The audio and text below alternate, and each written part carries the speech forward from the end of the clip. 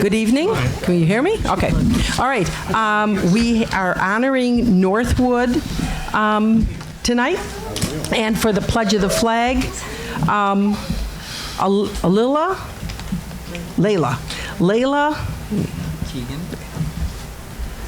Layla, Keegan, Vincent, and Samantha. Could you come up and do the pledge, please?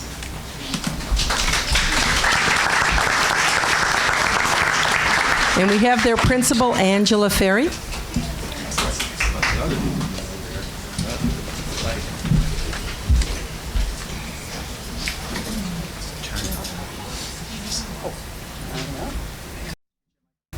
I pledge allegiance to the flag of the United States of America and to the republic for which it stands, one nation, under God, indivisible, with liberty and justice for all. Good job. You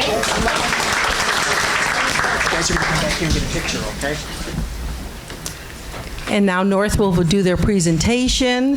So I'm first going to ask Kathy Foster to come up. Kathy Foster is our attendance clerk at Northwood Elementary School. So come on up.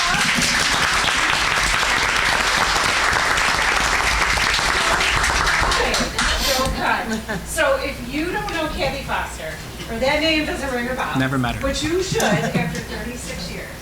Oh, This is wow. very- We know her because she Could you calls take her everybody over here to baby. face the Oh, camera? sure. We got right on there. So, Thank you. Yeah, she's dying right now. And there's a microphone if you want to use that. So if you don't know Kathy Foster, you would know her because she calls everybody baby. It does not matter if you are 5 or 55, if you are a student in the building, a parent, or the superintendent. At some point, she has said to you, yeah, baby, what do you need? And she literally means, yeah, baby, what do you need? And that is the one thing that I admire most about Kathy Foster is that no matter what, it could be 10 o'clock in the morning, 10 o'clock at night, she answers the phone and she will always say, yeah, baby, what do you need? What do you need? I'm surprised her Fitbit has not exploded because she runs around the building and she is really the definition of somebody who serves.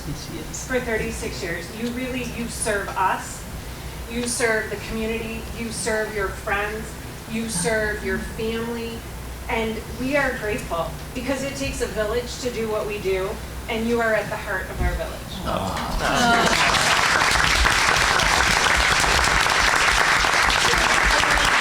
Kathy for her 36 years of service, and every day it's a pleasure working with you. I love you.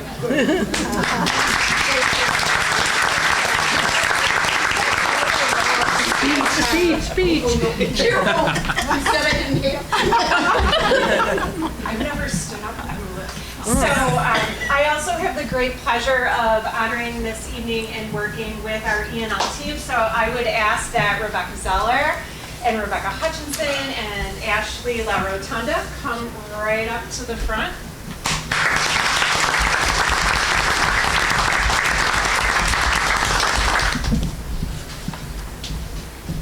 So it is a joy and pleasure to introduce these three ladies that run our ENL programming at Northwood Elementary School. That is the special programming that we house at Northwood Elementary School. And I thought this was the perfect opportunity to share how grateful I am for their service to our students. They are exceedingly collaborative. They are smart, intelligent, hardworking women who come in each and every day to serve not only the students in this particular program, but to work collaboratively with their co-teachers in the classroom. They work tirelessly, and there are so many things that go on behind the scenes that you would never really know unless you're there in the office. But their work doesn't end at 3 o'clock. Their work doesn't end even over the summer, as there is an intake process for every family and student that comes into our building. And so because of that process, I thought it would be a really nice opportunity for them to share with you today what they do each and every day, what makes this program unique and special, and how they serve us, and how we as a school, not only do our students benefit, but how we've become better educators as well under their leadership in the classroom. So without further ado, these ladies are going to present to you the ENL program at Northwood Elementary School. Thanks. We wanted to start by giving you a very brief overview of kind of the evolution of the program throughout the years, because it has changed so much in the past years, and that of course is due to state mandates, but in large part that's due to the unending support of the Board of Education and of our administration. So we just wanted to let you know where how far we've come. The program was established in 2000, and that point, it was basically Teresa Hongs, who's still with us today in the high school, going from school to school, giving services to English language learners all over the district. Since then, the program has become centralized so that if you are an English language learner in the district, you go to one of 3 schools. You go to Northwood Elementary, East Middle School, or East Senior High School. And as you can see, we are well equipped at every school with 2 or 3 teachers to support our English language learners. This centralization and the resources that we have today are extremely important in helping us to be able to deliver effective instruction and efficient instruction to our English language learners, and to also offer support to the teachers in our building and to the families of our English language learners.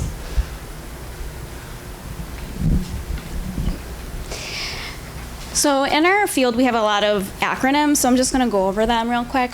So our name of our program is ENL, English as a New Language. Formerly, it was ESL, English as a Second Language, but we kind of moved away from that because a lot of times, especially in this district, English is not their second language. It could be their third language or even their fourth language. So we switched to ENL, English as a New Language. The name of our program is the name of the students are ELLs, English Language Learners. We also use an acronym called FLEP. These are students that have tested out of the program. We refer to these as formerly limited English proficient students, and we do monitor these students even after they've tested out. And one of our tests that we use is the NYSSLAT, which is the New York State English as a Second Language Achievement Test. That's given every April and May. So what do? So we place all of our ELLs when they enter the district. This starts in June. We do a lot of this over the summer. We have to screen them to see if they do qualify for services, or maybe they're just a student with another language and they don't qualify. We do monitor the students for 2 years in their classes, even though they exited the program, just to make sure they make a smooth transition. We refer them for additional testing and services in case they need something else in addition to their ENL services. We often help parents find ENL programs so they can learn English themselves. And also we arrange translation or interpretation services. Translation services are the written services and interpretation is spoken. So we use International Institute of Buffalo to get these services, or also we have the language line, which we could just call up on the phone and find an interpreter that way. So we use 2 instructional models within our program. We use the integrated instruction, which is push-in, as you may know it as. We provide support within the classroom. So we co-teach with our teachers, and actually this is great because all students benefit, not just the ENL students, but all of them. And then there's also standalone instruction, as you may know as pull-out. We take them to our classroom for instruction. This is often the students that are entering or emerging, and we'll talk about those levels soon. But regardless of whether it's integrated or standalone, our goal is to help the students have a smooth transition from being in a classroom with English language support to a classroom that may not have English language support. So I'm just gonna gear some things back in regards to our screening and placement. Our school year ends, for our department, our school year ends in June because we just finished our end of the year assessment, but then our school year technically kind of begins in June because that's when we start all of our screenings. So come June 1st, we'll pull in any registrants that we've gotten over the new year, and then we kind of try to jump process a little bit and tackle all the pre-K registrants as well, where we look at their home language questionnaire, and anything that is indicated of a language that is not English, we'll further dissect it to figure out, do we need to have an oral interview with this student? Do we need to administer the NICETEL, which is our first initial identification assessment that we use to determine if they will receive or qualify for services in the ENL department. When we do administer the NICETEL to a student after the interview process, they are given a NICETEL score, if you want to hit that. And the scores range in 5 different levels. We have entering, emerging, transitioning, expanding, and commanding. Our entering students are students that are coming in with very little spoken English. And then commanding is all the way at the top, where they have reached proficiency. And if they test in at commanding, then they will not receive services. And the levels are also determined by how many minutes that we are mandated to give each student a week. So entering would be 360 minutes a week at minimum, and then commanding gets 90 minutes a week at minimum. We are noticing that we do have one more layer into our screening process.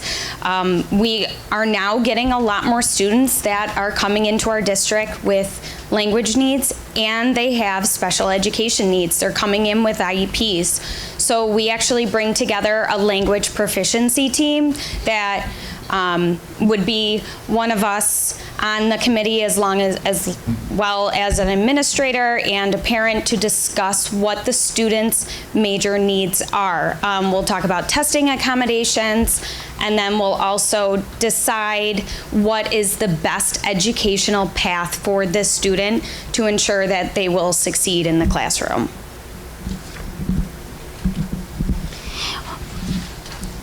We have over 90 English language learners within the district, and 42 of those are housed at Northwood.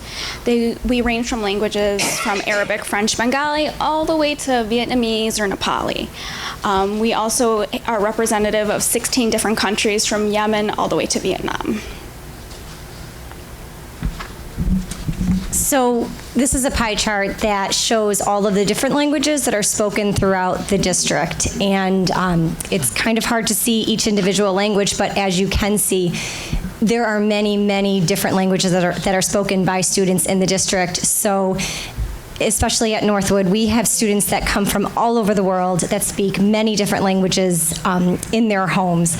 And this makes for a really interesting environment at Northwood, fun, enriching, and, of course, challenging at times. But we are able to meet those challenges because we have an amazing faculty, staff, administration in our building, and we work so hard together, all of us, every day to collaborate, to troubleshoot, and to really make Northwood the best learning environment that it can be for all of our students.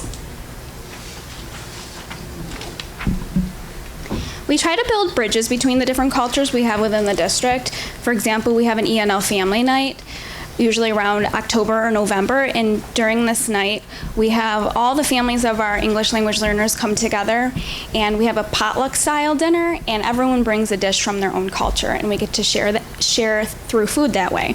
And this is a way for our families to be able to meet each other. Maybe otherwise they wouldn't have been able to meet each other, and it's a really fun event that we invite faculty and staff of the district. And next year it's going to be located at East Senior. It rotates between the schools, so between East Senior, East Middle, and Northwood. Also, we really try to reach out to the families as much as we can with interpreters or translation, just to help them feel comfortable. If they have any type of needs that they need to be met, we try to help them as best we can. We just want to say thank you so much for having us tonight, so we can give you a tiny little glimpse of what we do in 12 months, essentially. We couldn't do what we do every day without the support of the board, West Seneca as a whole, Angela for giving us all of amazing resources and the things that we need to do what we love every single day. So thank you so much. Thank you.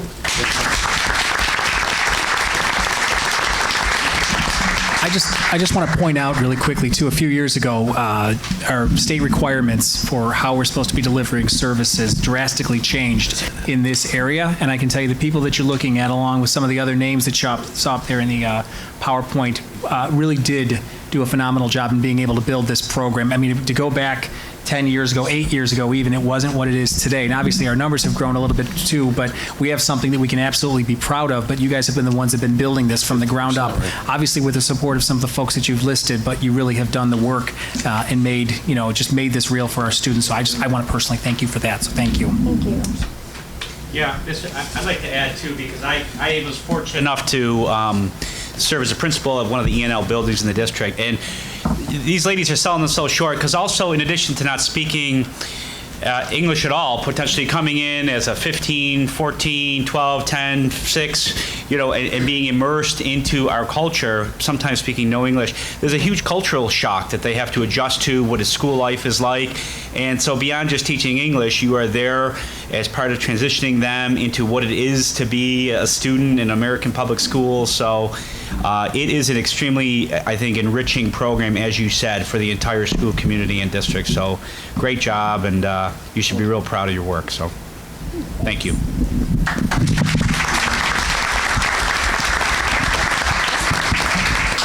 Mrs. Ferry, do you have some recognitions that you would like to present? I mean, I could go on and on. Do you want to have your staff stand up and we can? Yes, have them stand up.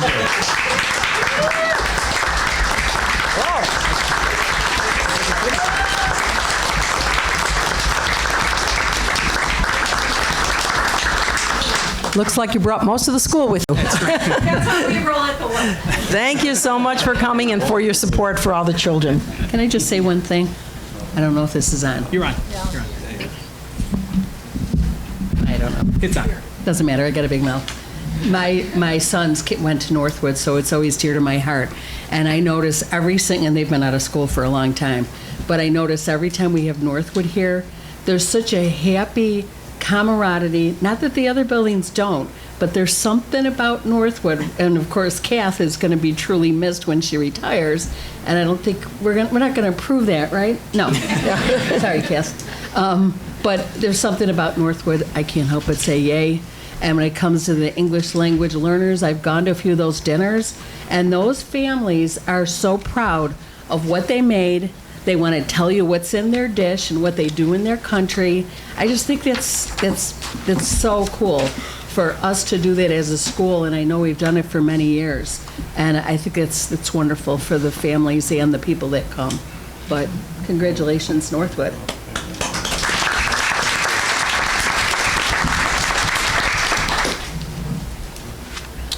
All right. And Dr. Cervoni, do you have a presentation for us to see what's coming up for staffing for next year? Sure. Thank you so much. And thanks for letting me present to you just briefly, just a snapshot of some preliminary staffing discussions. And the staffing process for a district this size is ongoing, and it certainly is something that we address weekly. We are coming up on an exciting time in a school district as people begin to make decisions on retiring, and we try to evaluate some of our future enrollment. Sometimes we have a transfer process that happens in the spring and hiring, so it's a very exciting time. Certainly one to be able to be hiring teachers and staff across the district, and also just kind of readjusting as we prepare. But it's something that probably every week we are talking about as needs arise and requests come in. So I thought I would offer kind of a current snapshot as to where we are for the board and give you a chance to ask me any questions. And I think we'll start with just some assumptions for next school year. You know, certainly some things that we always keep at the forefront of our mind is that we are adhering to board staffing guidelines. I will tell you that we don't plan for any reductions in programming, which is a great place to be. High school is subject to further review because they developed there's not further review whether we're going to reduce programming, but further review.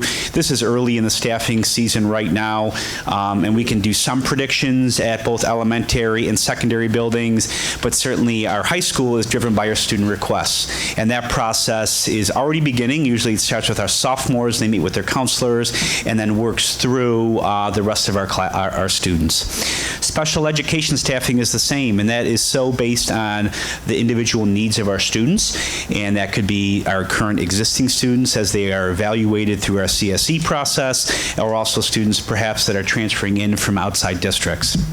So adjustments also may occur based on our state budget and how our local budget works. That's always a factor. And I'd also like to say that, you know, we do a lot of data and a lot of research on our enrollment. And I think for a long time, we saw declining enrollment, and I would argue that that has stabilized and in some cases even increasing. But I would say in general, we don't see any significant change to our enrollment in the district for next year. This is an extremely collaborative process that we go through as we prepare for the staffing. We look at our enrollment, as I mentioned. We have several building meetings. I was meeting today with our secondary principals, and we were talking about just a little bit of our timeline, how their scheduling was going, things that we're looking at across the district. We involve our curricular directors, our curriculum cabinet. Certainly, Karen Persico is involved, Matt, all of us are involved, and you as a board. We talk about and identify priorities and what we're looking at, what we hear from our community and from our student body. So it is a evolving and ongoing discussion that really involves all stakeholders. Just a quick look at our current staffing guidelines, Board of Education staffing guidelines, and they're kind of broken down. Kindergarten is 20 to 24, first grade is 20 to 25, second grade 21 to 25, grades 3 and 4 as you see listed there. High school, it's not necessarily by class. We kind of look at teacher caseload and see how many students are perhaps assigned to those teachers over the variety of sections that they may run, and it's a little different for core area courses, our 4 cores, and world languages versus maybe some of our elective areas, phys ed, art, music, etc. And then we kind of have some thresholds, primarily at the secondary, some minimum class sizes. And I would say we shoot for around 13 to 15 before, when students' requests come in to evaluate, should we be running that class? And that's something that we look at individual cases. These, by definition, are guidelines, so they are subject to, talking to the building principals, talking to our staff, and making the best informed decision to kind of meet our student needs that fit within our parameters. Our enrollment, I kind of offer you, and now this can change daily, but our current as maybe a couple weeks ago, what our enrollment was at each one of our elementary buildings and what we project. And we can be fairly accurate with this. We kind of graduate our upperclassmen at our elementary, our 4th and 5th graders that are moving on up into the respective middle schools. And then usually what we'll do for planning purposes is assume a very similar kindergarten class size. So if I had 70 this year, I'm going to assume, all right, well, let's say we'll have 70 next year. And that may or may not hold true. That's something that as kindergarten registration happens, as transfers happen, as students move in and out of the district, we are constantly monitoring and looking at that. And believe it or not, we can look at census data, we can look at live birth data to get long-range projections of who is living and being born in our community, in our district. But we kind of use our current numbers to just make some general predictions. if we take a look at our elementary class sizes on average, I think we do fairly well. In many cases, we are at or below our board guidelines or just at it. There are some pockets that naturally happen where we may have a grade level that's higher than others. As you know, it's kind of been a priority that we work at our kindergarten class sizes this current year, and I think we did a pretty good job at trying to keep those at or below our board guidelines, saying that, you know, the best thing we can do is try to create the best learning environment for our students as they enter with us, and try to give them every opportunity and ratio to lowest ratio possible with our teachers and our support staff. And even across, as you kind of work up, yeah, you'll see some that are a little bit higher than others, and sometimes we see that in some of the upper grade levels. But for all of our class sizes are within our guidelines, or your guidelines, I would say. But all still, I would say, very, maybe for lack of a better word, competitive or good, I think. And it's something that we're always looking at, and the principals are involved in this.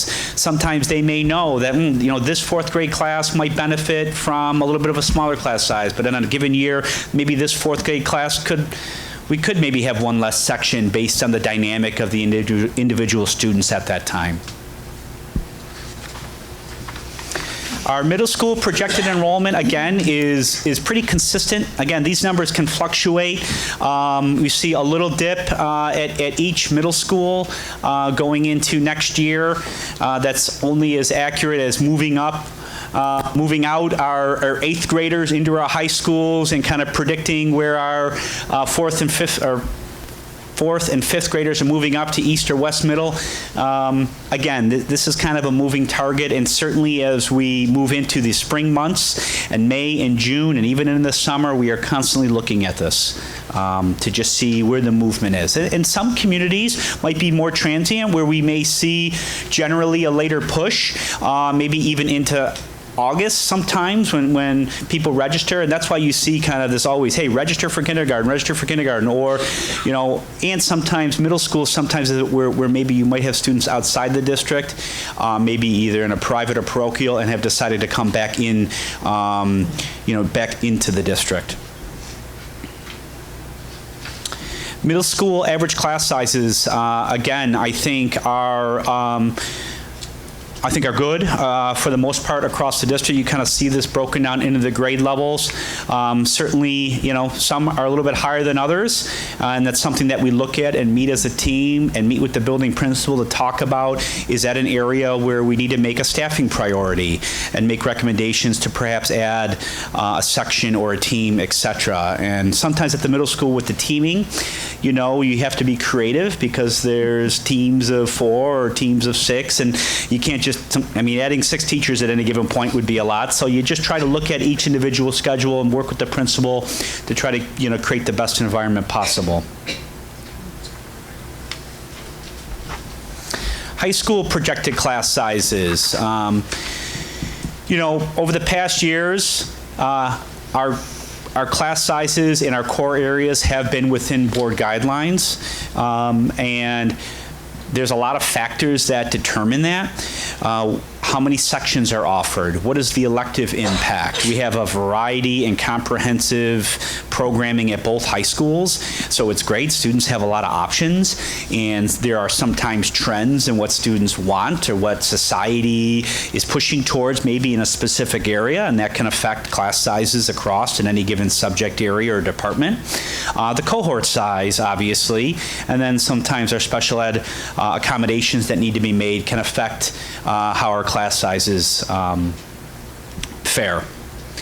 I will say, in addition to other buildings, trend data shows that our class sizes are going to remain fairly consistent. We're not seeing any giant bubble of students come through, or necessarily any small bubble of students come through. So I would expect fairly consistent student enrollment and fairly consistent class sizes moving into next year. a look at some of our high school enrollment projections. And I kind of broke this down by grade level and then the total. And again, this is kind of moving in our middle school 8th graders up and then graduating out our seniors. And I think you'll see for the most part right now, East is within, it looks like 6 of where they were this year. And West is seeing a little bit of a dip. At least right now, of about 30 or 40 students, and that could certainly change. But that's looking at today's numbers, and when I developed this PowerPoint, I think I updated it just at the end of January. It's nice, too, we have some internal systems where our PPS department will send out maybe every couple weeks or monthly enrollment reports. Hey, here's who we had enter our district, and here's kind of a snapshot. So it's something that I'm working with the business office, MAC, all of us are kind of looking at and just kind of seeing where are the trends of our students coming and going. Our class sizes at our high schools, and I was able to break this. The core is certainly sometimes our easiest piece to look at because our elective areas could change depending on what elective, but I would say these are very competitive, or for lack of a better term, I think these are good learning environments for our students. Our average class sizes in and around 20 or below 20, I think is a pretty good learning environment. I think each year, for example, in math, I will sit with Franco De Pasqua, he will sit with the department chairs, and we will look at our results. We will look at our class offerings. We will look at how many sections we have of algebra versus geometry versus, a career-ready, a CRM class that we have, and just take a look and see, where are we best suited to assign our teachers, and what is our state assessments telling us, etc. Sometimes do we condense a section to create an AIS opportunity somewhere else and try to make those decisions to best meet our students' needs.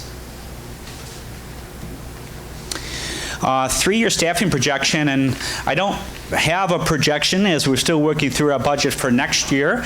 I will say, and I would like to know, and it is nice to see these numbers increasing. You can see the jump from 2018 to 2019, not 2029, and into this current year, we've added several. And this is just our teachers, but we've also added several classified staff that are also extremely essential in meeting our student needs throughout the building, whether it's a teacher aide, clerical support, in our cafeterias, supporting our buildings and grounds. So it is a good place for someone in my role when we're adding positions. It still has its challenges because everyone wants to add positions in different areas, so it's managing that. I'll take that problem, versus being in a place where you have to eliminate positions. It's an exciting place to be, and I do believe that depending on how things work with our budget, we hope to continue to grow and add programming where we see appropriate and where we can responsibly do it. And I think we've kind of had a message of where can we add something that is going to be sustained throughout a person's career. So when we make those decisions, we take them very seriously, and we just try to be we try to involve as many stakeholders as possible before we make the commitment of adding a staff member. And when we look to add a staff member, we're making a 30-year commitment potentially on someone that's going to spend their career with us and meet the needs of our students and our community. There's a lot of people to thank on this. Certainly, Comprasico is heavily involved in this in her work. Jay Brinker, as curriculum cabinet facilitator, loves looking at staffing data. We have come a long way since I started in the district, I want to say 14 or 15 years ago, and how we used to do staffing to how we do it now. We involve our teacher leaders, we involve our curricular leaders, and we sit down collaboratively to make sure, are we equitable across high schools, across departments? How is our caseload? Is it balanced? How are we making sound and fair decisions to best meet our students' needs? And I can tell you just from having experience being here for some time, it is extremely efficient and effective. And we actually this year reflected on our process. How were our predictions last year in, let's say, May, when we have to make decisions so schedules can be built built and teachers can know what they're going to teach, and how do we end up in October with our student caseload, et cetera. Mrs. Johnson, Beth Johnson out of the HR department, she's a huge resource to myself and to our district. All of our curriculum directors, our building administrators, and our cabinet facilitators, and certainly you as a board are all part of this process. Okay, I believe that's it. That's just, again, I thought it was good that you have kind of a snapshot of where we're at, and happy to kind of update you at any point throughout this process. We are kind of gearing up. As I said, as schedules finish, I will start meeting with principal groups to look at class sizes, to look at some of the supports, our OT, our PT, our speech, our reading teachers. How are those balanced? We have, for example, art teachers that might teach some in elementary and some in high school. And how are we ensuring that teachers have an appropriate caseload, that our students' needs are being met, et cetera. So it is an all-encompassing discussion that needs a lot of people involved.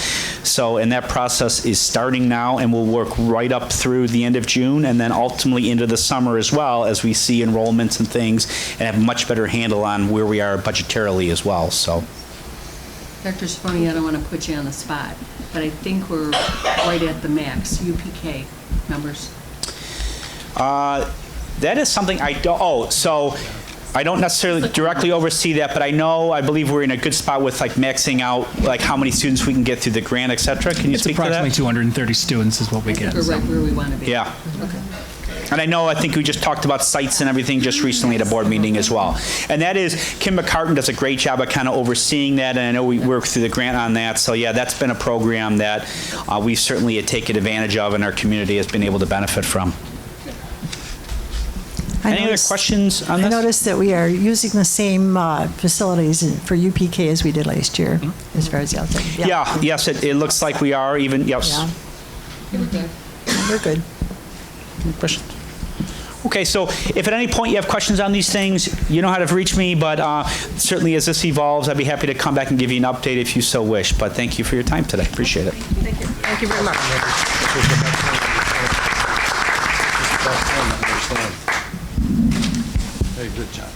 Okay, it's always nice to see we have stability in our district, so that's great. Mr. Bystrat, would you like to give us your superintendent report, please? Sure, absolutely. So thanks to everybody for coming out tonight. I just wanted to comment a little bit. So back a couple of months ago, we started experimenting with videotaping some of our board meetings. And I would say, honestly, it's been going pretty well. Mr. Pacer in the back over there, who I think I referenced in the last meeting as well, you can see he's got quite a bit of equipment. And this was a bit of a pilot. We just wanted to see how it worked. I've gotten some good feedback on the production quality, which, again, thank you to Mr. Pacer for that. Even right down to the uplights, too, which I particularly like over here. My mother's even watching some of the board meetings, too. She says I look tired, so going home to sleep right after this. But so anyway, just I think the next phase, and some of the things that we discussed was if we're going to do this on any kind of a long-term basis, that we want to make sure that we're equipped properly to do that. So we are going to be, and this is moving into next budget year, so going into next year, I think I'm tapping out here, making some purchases to purchase 3 cameras, fixed cameras. Yes, you do that on purpose. Yeah, that's right. Better microphone. That's right. These are actually new. I think my battery's dying, though. Again, my mom says I look tired. So we're going to have 3 fixed cameras in the room that we're going to have, basically. And I know there was, I think recently, just an article that published it, and absolutely, they're probably just shy of about $1,300 a piece for each camera. So those will be a one-time fixed cost, but I think it's going to give us the production quality that we want and that people expect if they're going to be going onto the website. And then we're actually going to have something too, which is kind of exciting. Mr. Pacer is going to be, this is again next year, but purchasing a control module, which basically will enable him to be in another room. Not that we don't like him in back there, but there's a lot of cameras and he's in the back there. And I think at times people as they're presenting or speaking maybe are looking at the guy with the camera who's fixated on them and wondering about that. So he's going to be able to, this new control model is going to enable him to be in another room in the building, probably just next door, and to be able to remotely record some of these things. That piece of equipment as well I want to say it's probably just under about 5,000, but that's going to be able to be used at a variety of different events, like our graduations and things like that. So that's going to be really beneficial to all of our students and staff as well. So just, I wanted to mention that just to say that that's something that's a priority. I think that's been a level of responsiveness to make sure that we are, ensuring that people have access to the, to see. If you can't make it here on a given night, we're providing access to people through YouTube to be able to take a look at some of our board meetings. So the other item that I just wanted to cover tonight, so this is, just a piece, I guess, I wanted to talk a little bit about. So if you look at the agenda, there's a position we created back a couple of months ago, a position for another assistant superintendent. So this position is the assistant superintendent for exceptional education. So if anyone's wondering what that means, basically this individual is going to be responsible for overseeing pupil personnel services, and our special education programming. So special education programming, most people are pretty familiar with what that is. Special education teachers, we have teacher aides that are heavily involved in that programming as well.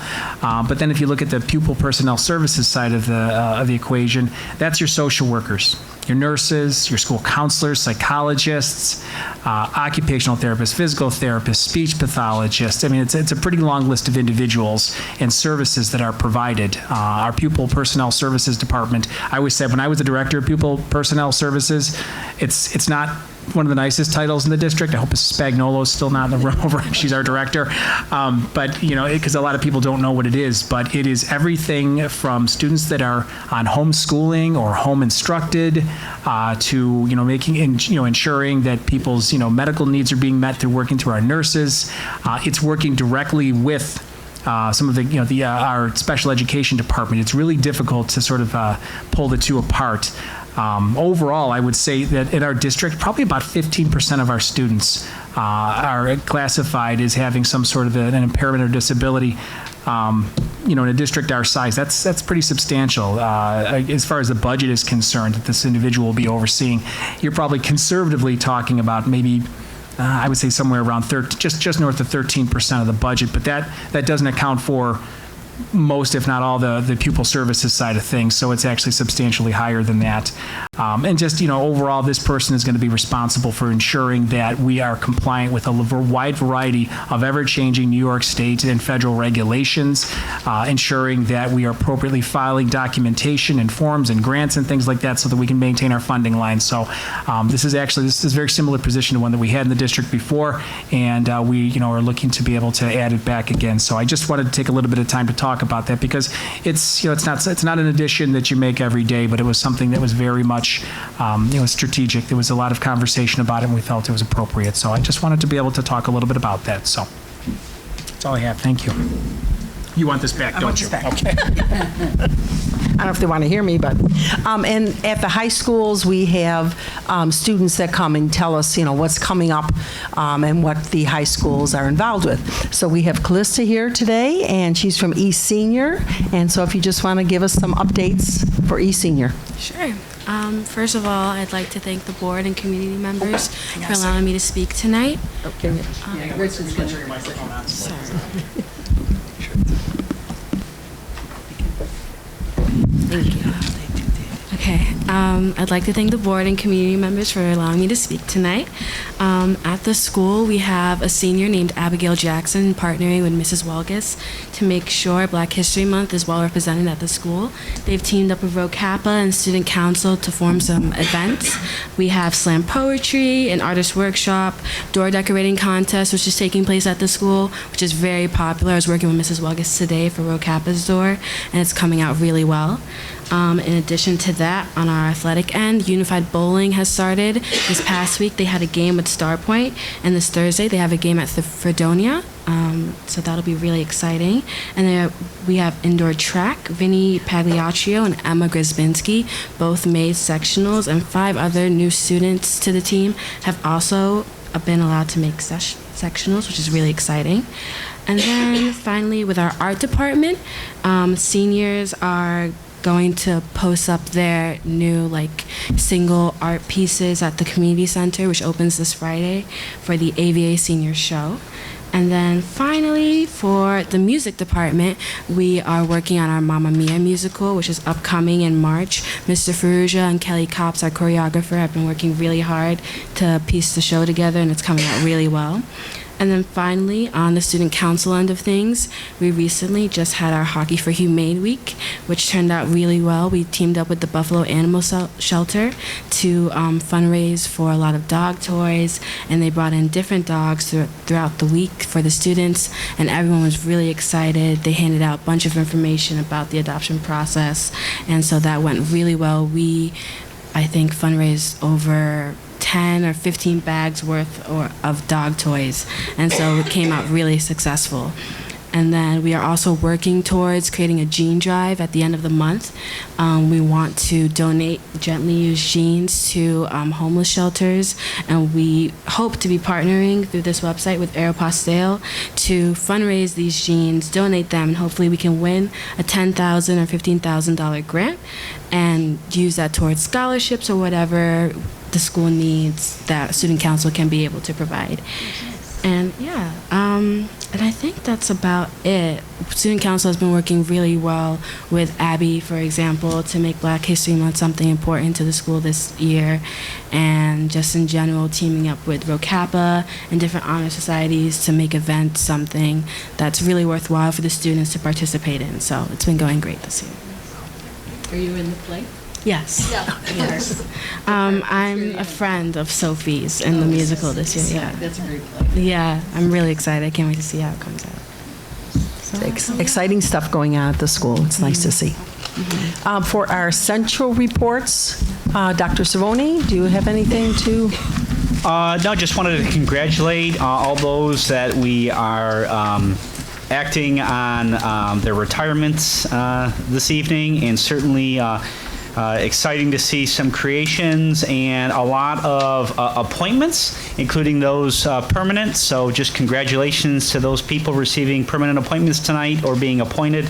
Welcome to the district, and thank you to all those for their service that are, I guess, resigning or retiring on our board agenda. I know we'll recognize them later in the year, but still I thought worth mentioning. So thank you. Thank you. Mrs. Lewandowski?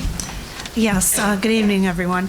Just a quick update on our budget process. We continue to work on the development of that as more information comes in. But we also will be filing our tax cap. It is due with the State Controller's Office by March 1st. So just to let you know that. We go through that usually in our budget presentation, that multi-step. The inflation factor for this year is 1.81%. We're not up to the 2%, but that's reflective of inflation in general. And that's all. I just wanted to give you a quick update on that. Thank you. Okay. Thank you. Mr. Schultz? She was almost perfect. And I hate to just add something, is that we will be under the cap. And that's important for people to know. We will be at or under the cap, as we have committed to. I hate to do that to you, buddy, but all the taxpayers appreciate that. It's an important piece of information for people to know. And I know we talked briefly about the state aid at the last board meeting. We have received our runs, and as we had assumed or believed or thought, we got a little bit more aid. The details of specific changes the governor has requested have not fully been evaluated yet, and we will be looking at that, but most importantly, we're waiting to see what the legislature comes up with and the March 31st, April 1st adoption of a state budget, which is really when the rubber hits the road. This is more for talking points and genning up the support for schools that we need to make sure the legislators know that he fell far short of the regent's request, but we did get an increase, so we don't see money being taken away or a shortfall. So we've been pretty much in line with our estimates that we did share with you at the meeting during the summer. So we're not panicking yet. I don't like that yet. Well, if I said we're not going to have to panic, I would be held to a truth on that I don't want to be held to. but I believe we'll be fine. Brian, some of the reimbursements are being switched, and there's a lot of internal stuff that's happening. We've seen Yeah. some of that, and I mean, there's a lot that they've done with foundation that we'll wait to see, but we've also heard that the formulas used to generate the aid for the 2021 year will be the same that have always been used. So those formulas may not go away, and I'm speaking of textbook, software, library, BOCES. They may go away in 21-22, but we're dealing with 2021. It's just something I think the legislature and the advocates are going to have to look at, is that do they want to have these changes occur? There's also issues about reimbursement of special ed students. Exactly. The governor's methodology has been the same as long as we've witnessed him. He is attempting to cap it, and I believe he tries always to cap it around the rate of inflation. Yeah. He wants to control spending in the state in that manner, but you know, that's something we have factored in, and we've always been able to get some additional funding through the legislators through their action in March and April, and I'm sure we will be kept posted on that, and we will try to keep you posted on that. Thank you. Okay, the public comment section is a time set aside for the community to speak directly to the Board of Education. You should note that the first public comment section is only for items related to agenda items. The second section is for any other comments.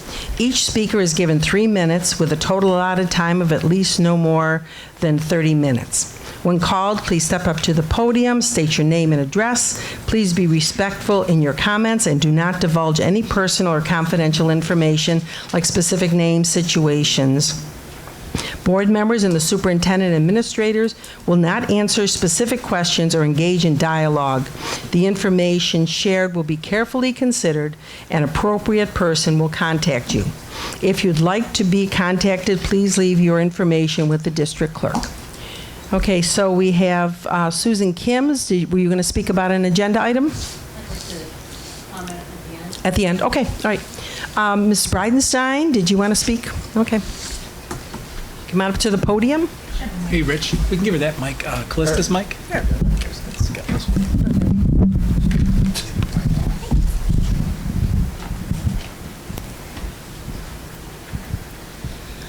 Good evening. My heart is very full tonight. I need to speak a bit about Mrs. Foster, otherwise known as Honey Baby Doll, as she would often answer the phone when I called Northwood.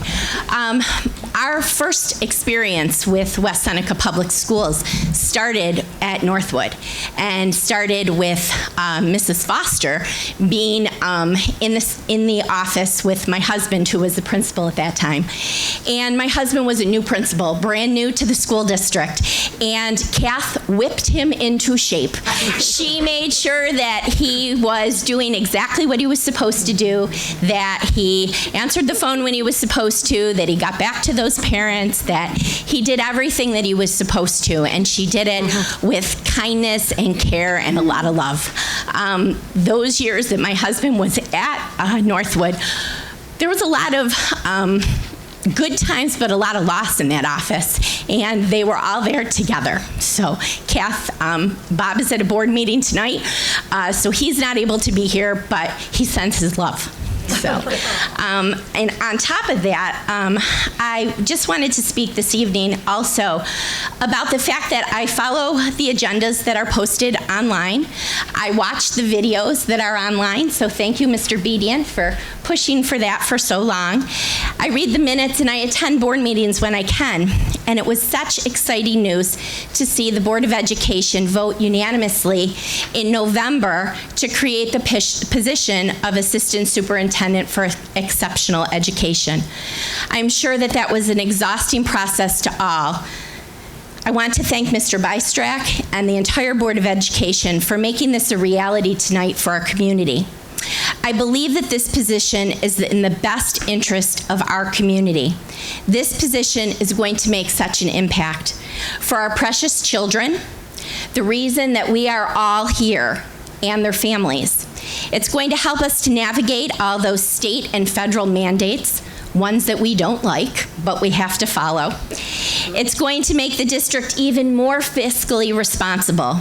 As we continue working hard each year with minimal funding from the state, it's vital to have a point person mandating a department with over $16.5 million in a yearly budget.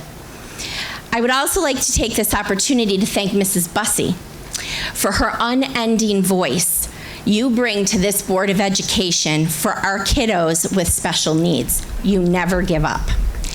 Job well done, Board of Education. I would like to also congratulate Ms. Fowler. I don't know you personally, but I'm very excited that you're coming to our school district. Welcome to West Seneca.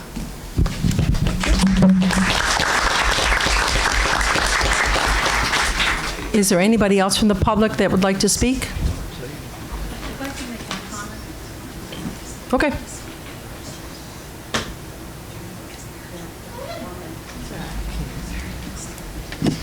Please give your name and address and make your comment. I think it's the other one. This one? Yeah. Susan. Is it a good one or not? Susan Kim's, 99 Covington Drive. I had two brothers when I was growing up that required special education throughout their elementary, right through high school years. And they went on to marry, raise families, and if it wasn't for special ed, that would not have happened. One of my brothers had a son that was also special needs, and he was also my godson. He just passed away with a virus in Pennsylvania. He had some very bad special problems and really needed special help. And the school district, and this was in Pennsylvania, was exceptional, and it made his life more bearable. So I just thought I wanted to share that. Thank you. Thank you.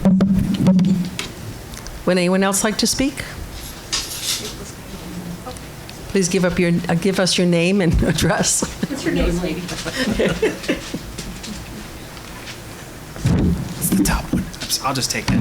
Yeah. Get the guest. It's always right here. For those of you who don't know me, my name is Kate Newton, 48 West Burwood. I, along with Mrs. Bridenstine, was super thrilled that the district was continuing to move forward in strengthening the district with the assistant superintendent position of, and I love the title, exceptional education. As Dr. Cervoni has known, I have stared across him every single time when we try to get new people recruited on, and I'm still watching because I think it's fabulous that we keep strengthening our district, because that's who West Seneca people are, is strong and proud. I see several parents here who were part of this special education program, and they understood and knew what their kids' needs, and we are watching that. I know that we kind of struggled for a little bit of time, but I'm happy to see that we're watching it, and you are putting in somebody who sounds remarkable from just your words, Mr. Bystrack. So thank you, Board of Education. Thank you, Mr. Bystrack. I want to call you by your first name, and the rest of the administration for continuing to move this forward. Our families will really appreciate your concentrated efforts, because that's really, as we call them, kiddos, but they're really students, and that's who we're all here for tonight. While I'm sad to see that you're going to approve Kate Graham's retirement on there tonight, I almost wish that I could tell you guys to not approve that. We considered it. Kate Graham was my son Christopher's 5th grade teacher, and she has gave Christopher a lasting impression to this day. He is currently going for education and wants to be a teacher because of Mrs. Graham.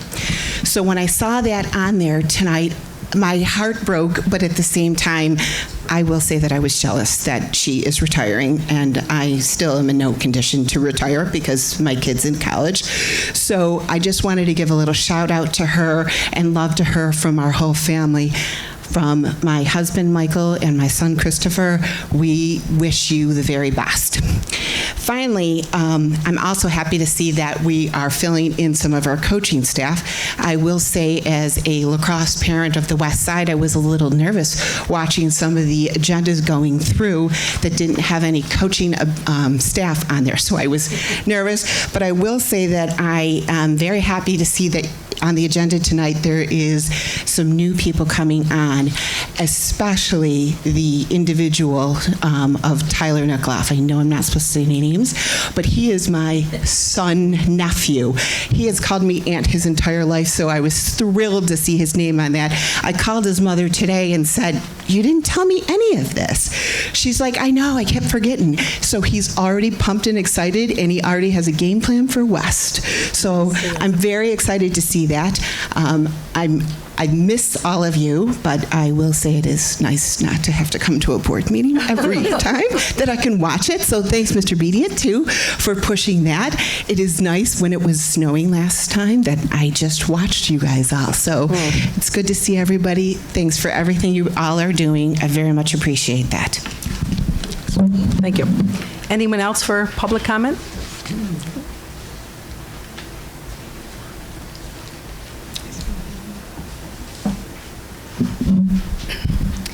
Good evening, everyone. My name is Sarah Ruth, 717 Mineral Springs Road. I am going to keep this brief because I don't want to sound like a broken record up here, but I am the mom of two very exceptional West Seneca students who are in programming right now. One is at West Senior part of the time and the BOCES P-TECH program. He has an IEP, awesome program, by the way. And I have a 9-year-old who's at West Elementary in the BOCES program right now, and I am thrilled to hear that we've added a position to support our special ed students. I'd like to see the special ed department grow and get back on track where we used to be. I would definitely like to see my kiddo get a place in district as opposed to BOCES. Not that BOCES hasn't been wonderful to us, but educationally he belongs in district. So thank you so much for thinking of us families and those of us that this impacts right now. Thank you. I truly appreciate it. Thank you for your comments.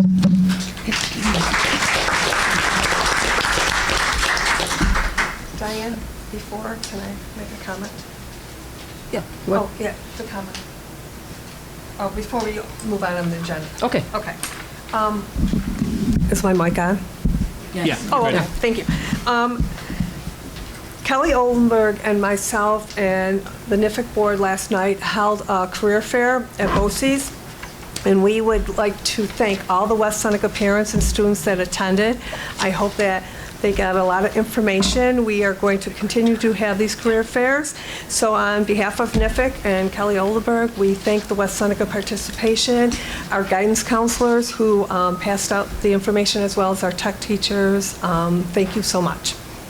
That's all. Thank you. And thank you for attending that. Mary, I just want to add, I hope you got the email I sent to everyone at Carroll. I was excited to see.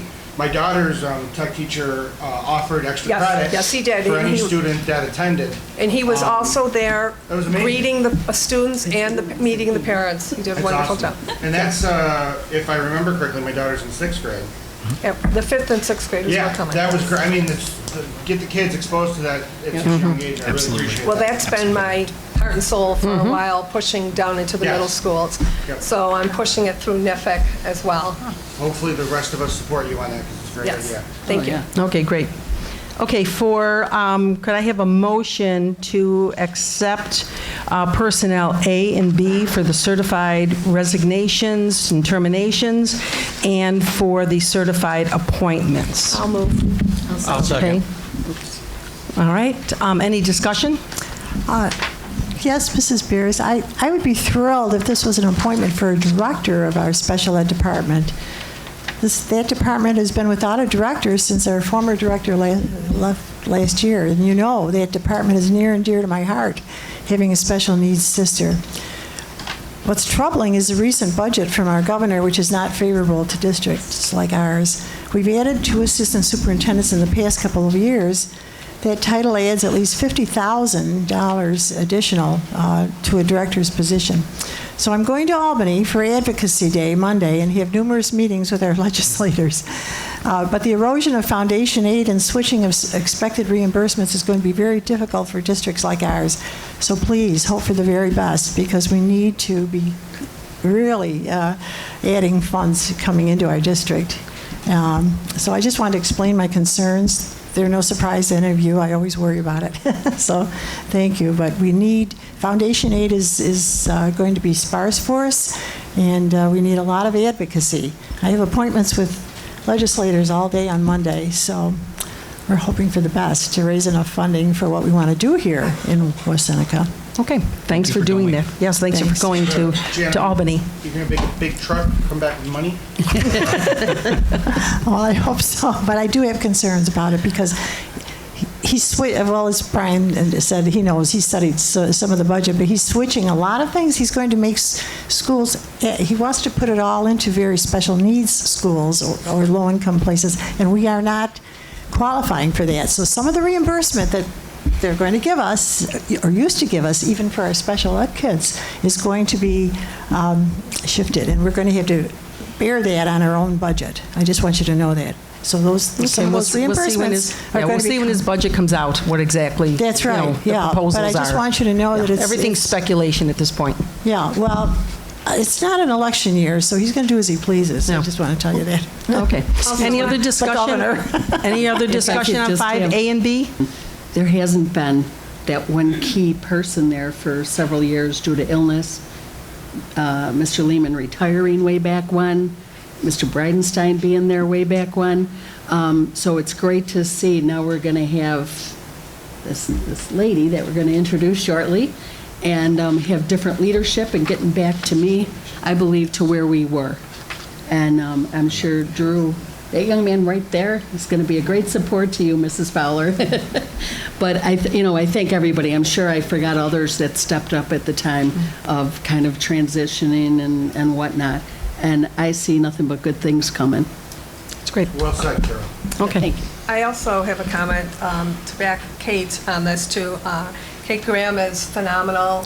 She's a great teacher, and she's going to be greatly missed by the Allendale family, as well as Mr. Shriver from, I was shocked at West Senior. I'm like, oh my gosh, I thought he was part of the building. He's like Kathy. He's like Kathy. How many years does he have? No, he's got a lot. So those are great people that are retiring, and we're going to miss them. Yes. So I just wanted to throw that in there too. Thank you. I want to give you kudos, Mrs. Bussey, for P-Tech.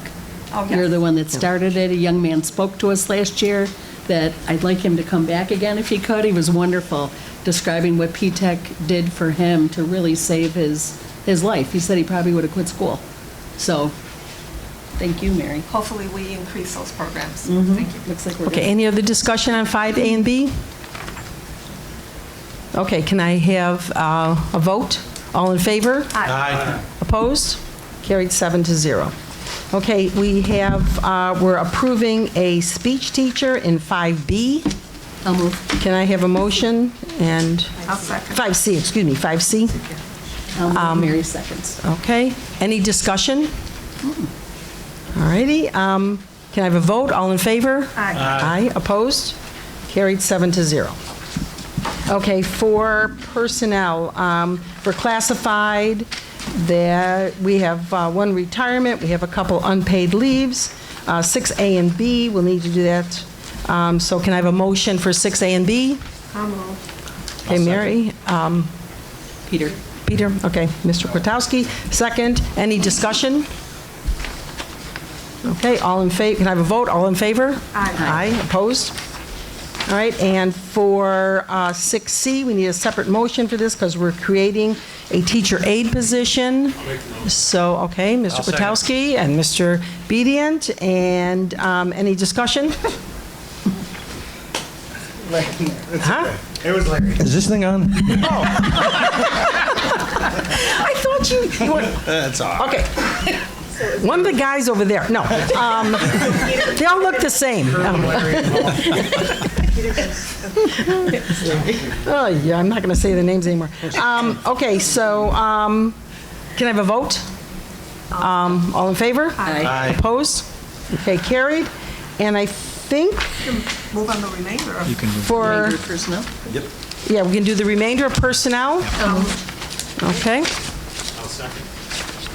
Mr. Gutowski, was that Mr. Gutowski? Yeah, it was him. Any discussion on those? No. Okay, all in favor? Aye. Opposed? And Dr. Cervoni would like to do some introductions. Yes, thank you. I remember. Thank you very much. I'd like to open with our Acting Director of Special Education, Mr. Winnick. You have an introduction tonight I know you're excited about. Yes, very excited. Very pleased to introduce Renee Stefanik. Renee will be starting as our senior clerk in the Special Education Department.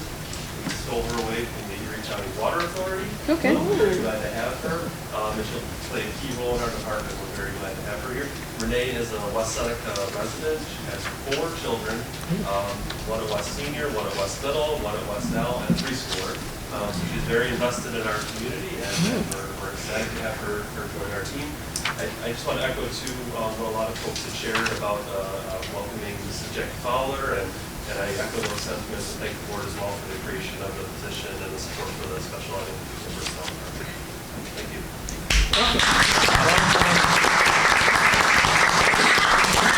Welcome. Congratulations. And Superintendent Bystrach. Okay, thank you, Dr. Cervoni, and welcome to the district. This is much anticipated, apparently. So I just wanted to start off by introducing Mrs. Jackie Fowler. Mrs. Fowler, would you mind standing up?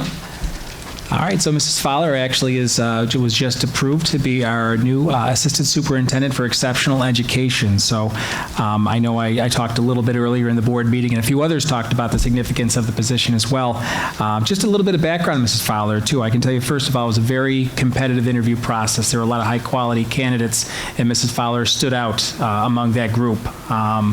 Just a little bit of background on her. So she actually has a bachelor's in elementary education from St. Bonaventures, a master's in speech pathology from Buff State, a lot of coursework in special education and inclusive education at the U of R, and then finally got her master's in educational administration at Canisius, where I also went to, great program. But just as far as her career is concerned, Mrs. Fowler actually was in the Greece School District, where she started off as a speech pathologist for about 10 years. Greece, if you don't know, it's just go east, all right, you'll hit it. So very large school district, larger than West Seneca by a long shot, actually. They're a pretty big school district, very impressive, high-functioning school district. I got to hear a great presentation from some folks out there at a New York State School Boards Association conference a couple of years ago. Over there, Mrs. Fowler then eventually entered into administration as the coordinator of special education within the district. She did that for about 5 years, and then from there she actually came to the Cheektowaga Sloan School District, where she's been since 2013 as their Director of Special Education and Student Services. So just a great background. I love the related service provider perspective on the world. I think to myself, as a speech pathologist, you dip in and out of a lot of different disciplines. You interact with a lot of different needs as far as students are concerned, but also with families. Some of the things that I think really impressed myself and the interview committee about Mrs. Fowler was her calm demeanor right off the bat. We tried to rattle her as best we could.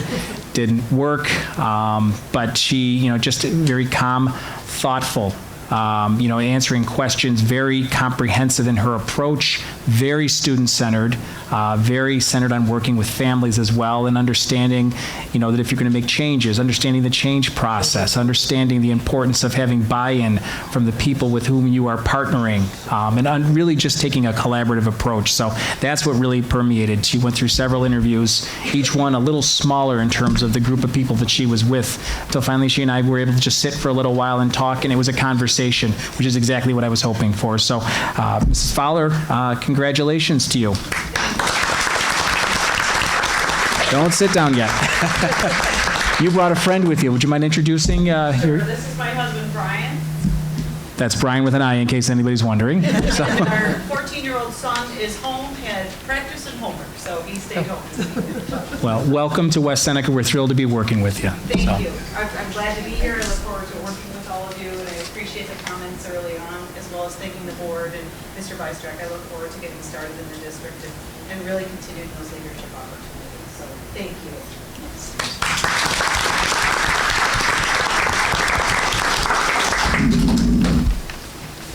Okay, and then we have our reports and new business. I'll move on reports. Okay, can I have a second? I'll second. Mr. Kwiatkowski. And any discussion? Okay, all in favor? Aye. Opposed? Passed 7-0. All right, for new business, we have a donation, we have a trip, UPK, we have the same providers as we did last year. So can I have a motion to approve the rest of the agenda? I'll move. Okay, Mrs. Bussey, can I have a second? Mr. Kwiatkowski. Any discussion? All in favor? Aye. Opposed? Actually 6-0 because Mr. Siebert has left the room. And just as a note, for the new graduation requirements, the Board of Regents is having some meetings. And on February 27th at the Buffalo Performing Arts, there is they're going to have an open forum for any suggestions from people. And then there's another one at Erie One BOCES on Harlem Road on March 31st. So, so if anybody's interested in those are just, you just go and show up at those. And also for the legislative meetings, Mrs. Dalbo is going, but we have one room that's available if anybody else wants to go. So I'm sure Mrs. Dalbo could help you out with, with preparing to go, but so we have that. So if anybody's interested, just let our clerk know. Okay? Is there any other comments? Just, again, I know someone always points this out, how great the donation is. And I was reading what it's for. That's awesome. It's really nice. I don't know, is it the foundation? I don't know anything about the foundation, but that's great that they're doing that, and to read how they're asking the money to be used I think it's great. So thank you to them. Mrs. Barris, that room that someone else was going to use from the board has been canceled, and we got the money back. So it's not available. So I refuse to share my room with that obedient. Was the money? So Ed, if you want to go, you got to stay with her. You got to the twin beds. Mrs. Dalbo, the room was canceled, but we had already paid for it. Right, but she got reimbursed. No, she didn't. Oh, you didn't get it? No. Oh, I'm sorry. I didn't realize that. No, it wasn't. Carol was originally going to go, Okay. Any other public comment? Mrs. Kims, would you like to give us a comment about whatever?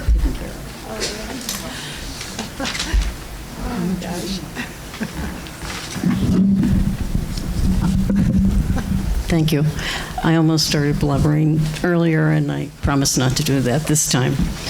I just wanted to comment on the giant steps that this board has taken. You've made some great changes to your agenda. You're giving a lot more information. Your website is coming along really good. Streaming your meetings is a great thing for the public, especially for parents maybe that can't make it to meetings. It keeps them informed. I have one thing that I am still concerned about, and that is that you don't always respond to someone that gets up and has a concern. A lot of times, a concern that I might have, you might have a lot of other people in your district with the same, and the answer might help more than one person. So it's something I keep hoping for. And I'm going to say, great job. Thank you. Thank you so much. And we're always trying to improve. All right, we are going to go into executive session, and for executive session, we're going in for collective negotiations pursuant to Articles 14 of the Civil Service Law, and also for the medical, financial, credit, or employment history of a particular person or corporation, or matters leading to the appointment, employment, promotion, demotion, discipline, suspension, dismissal, or removal of a particular person or corporation. Can I have a motion to go into executive session? Make the motion. Okay. Peter and I. All right. And any discussion? All right. Can I have a vote? All in favor? Aye. Aye, opposed? Carried 7-0. We will not be returning after executive session. We will dismiss from executive session. Thank you good so evening, much everyone. for coming tonight.